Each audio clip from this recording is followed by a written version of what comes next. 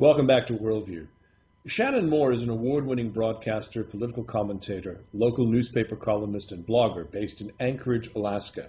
Now, she can be heard on her daily radio talk show on KOAN 95.5 FM and 1020 AM in Anchorage. She's also on WPWC, which is We Act Radio in Washington, D.C., and her program streams around the world at www.1020koan.com between 6 and 9 p.m. Alaskan time. Now, her weekly statewide television show, More Up North, is broadcast Saturdays and Sundays at 3 p.m. on ABC Alaska, KYUR Anchorage, and KATN Fairbanks, and KJUD in Juneau. Shannyn also writes a weekly op-ed column for the Anchorage Daily News on Sundays. But mostly I know Shannyn from her incisive and insightful commentary about a certain part-time, half-term Alaskan governor who was plucked from relative obscurity to become John McCain's running mate. That would be Sarah Palin. Shannyn Moore, welcome to Worldview. Thanks, Dennis. It's nice to be with you. Now, we've had quite a ride the last few years watching this reality television show that is Sarah Palin and wondering how she made so much money during her 15 minutes of fame on the global stage. And how on earth does anyone explain the now former Fox contributor, and where is she now? Where's Sarah Palin? It's like the Where's Waldo, right? It's interesting how Sarah became this, worldwide phenomenon. Really, she did. And I already had Palin fatigue when you first heard of her. I really did. There was, for the most part, she was a good governor, but there was always something strange brewing. And certainly the last couple of months before she was nominated, there were investigations into abuse of power, which she was found guilty of. But she wasn't allowed to be the governor and have another job. And so the way Sarah Palin made her millions was she quit. And when she quit, then she was able to have another job and write this book and do this reality show. The best part about the reality show for Alaskans was they finally saw that she didn't know how to hunt. She didn't know how to shoot. I'm someone who hunts and fishes. Watching her, I was like, she actually is the only person I know that needs an AK or an AR-15 to shoot a moose. Oh. No one else does. And a helicopter, of course. Yeah. And What's that? And she would need a helicopter, of course, as well. Right. I mean, what the reality show showed was that all of this was brand new to her. She hadn't done any of it. So. Well, yet still she was quite successful politically. I mean, to literally go from relative obscurity to become the governor of a state, that takes a little bit of work. I mean, how was she able to rise up through the ranks, knowing how tight the oil lobby was in that state and how much influence was there from political families like the Murkowskis that have been around forever?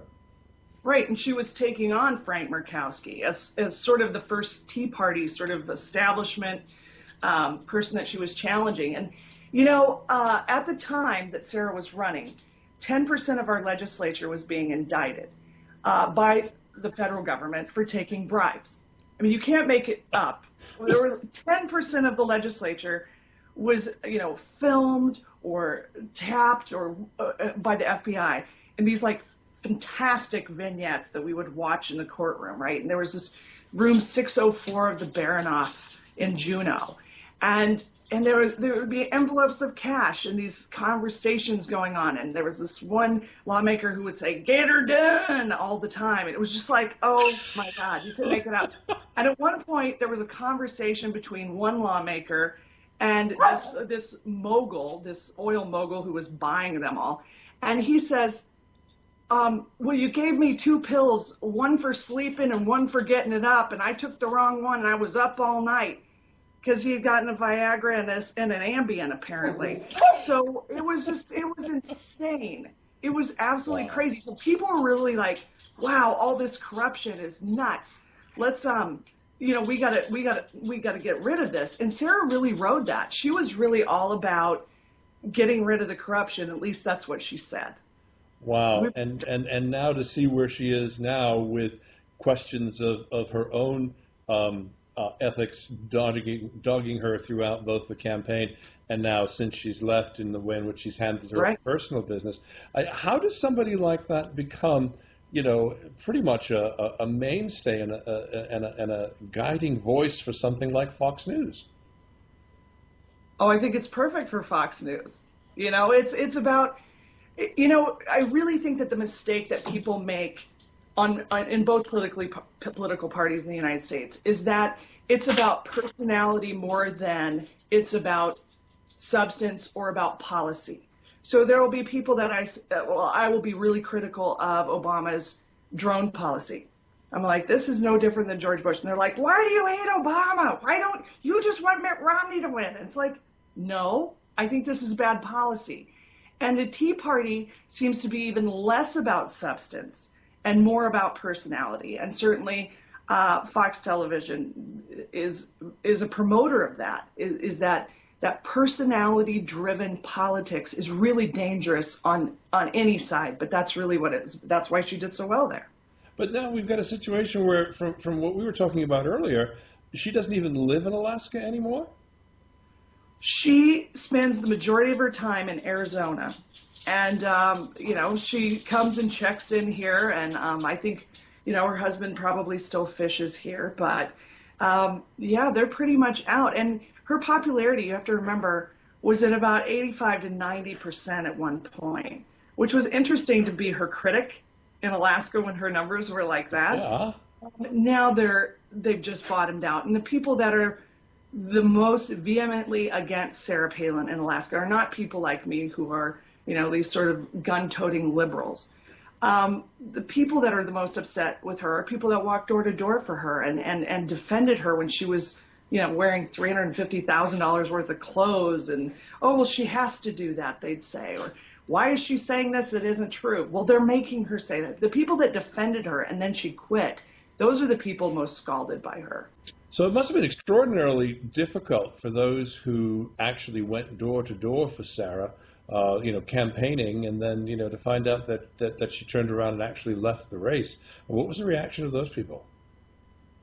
Well, going door to door in Alaska is probably different than it is there. I mean, people are going door to door driving their snow machines or in snowshoes or skis or tromping through when it was, 20 below. And it was really disappointing for them in a huge way because that's not something you can do in a place like Alaska. I mean, very few things can you do. If you've seen Deadliest Catch, you've seen the Alaska Wilderness shows. The one thing that the people have in common is they can't quit. You can't just quit. Yeah. Well, then, of course, that's what she did.